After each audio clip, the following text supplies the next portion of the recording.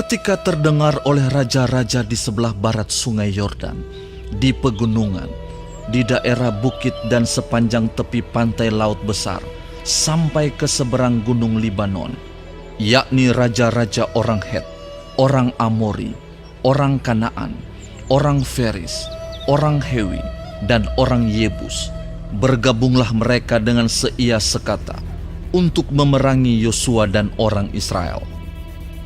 Tetapi ketika terdengar kepada penduduk negeri Gibeon apa yang dilakukan Yosua terhadap Yeriko dan Ai, maka mereka pun bertindak dengan memakai akal.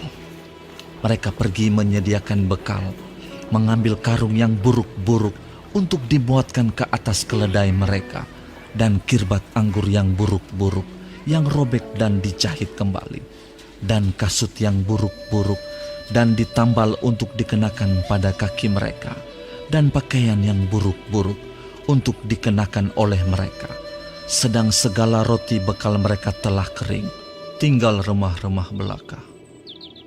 Demikianlah mereka pergi kepada Yosua ke tempat perkemahan di Gilgal.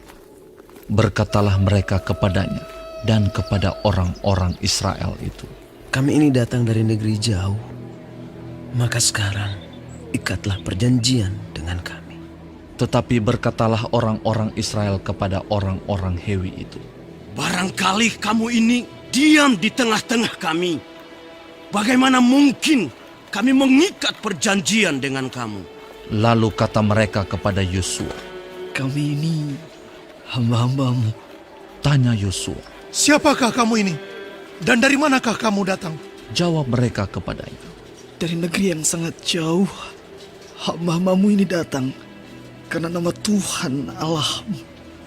Sebab kami telah mendengar kabar tentang Dia, yakni segala yang dilakukannya di Mesir, dan segala yang dilakukannya terhadap kedua raja orang Amori itu di seberang sungai Yordan, Sihon raja Hesibon, dan Og raja Basan yang diam di Asitarot. Sebab itu, para tua-tua kami dan seluruh penduduk negeri kami berkata kepada kami demikian, bawalah bekal untuk di jalan, dan pergilah menemui mereka. Dan berkatalah kepada mereka, kami ini hamba-hambamu, maka sekarang ikatlah perjanjian dengan kami. Inilah roti kami, masih panas ketika kami bawa sebagai bekal dari rumah pada hari kami berangkat berjalan mendapatkan kamu. Tetapi sekarang, lihatlah, telah kering dan tinggal remah-remah belaka. Inilah kirbat-kirbat anggur yang masih baru ketika kami mengisinya.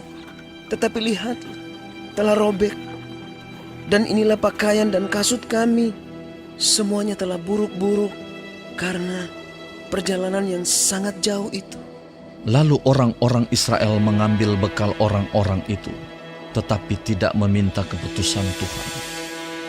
Maka Yosua mengadakan persahabatan dengan mereka dan mengikat perjanjian dengan mereka bahwa ia akan membiarkan mereka hidup, dan para pemimpin umat itu bersumpah kepada mereka. Tetapi setelah lewat 3 hari, sesudah orang Israel mengikat perjanjian dengan orang-orang itu, terdengarlah oleh mereka bahwa orang-orang itu tinggal dekat mereka, bahkan diam di tengah-tengah mereka. Sebab orang Israel berangkat pergi, dan pada hari ketiga sampai ke kota-kota orang-orang itu. Adapun kota-kota itu ialah Gibeon, Kefira, Beerot, dan Kiryat Yearim. Orang Israel tidak menewaskan, sebab para pemimpin umat telah bersumpah kepada mereka demi Tuhan Allah Israel. Lalu bersungut-sungutlah segenap umat kepada para pemimpin. Berkatalah pemimpin-pemimpin itu kepada seluruh umat, "Kami telah bersumpah kepada mereka demi Tuhan Allah Israel. Oleh sebab itu, kita tidak dapat mengusik mereka. Beginilah akan kita perlakukan mereka, membiarkan mereka hidup, supaya kita jangan tertimpa murka karena sumpah yang telah kita ikrarkan itu kepada mereka." Lagi kata para pemimpin kepada mereka, "Biarlah mereka hidup." Maka mereka pun dijadikan tukang belah kayu dan tukang timba air untuk segenap umat, seperti yang ditetapkan oleh para pemimpin mengenai mereka. Lalu Yosua memanggil mereka dan berkata kepada mereka demikian, Mengapa kamu menipu kami dengan berkata, kami ini tinggal sangat jauh daripada kamu, padahal kamu diam di tengah-tengah kami. Oleh sebab itu, terkutuklah kamu, dan tak putus-putusnya kamu menjadi hamba, tukang belah kayu dan tukang timba air untuk rumah Allahku.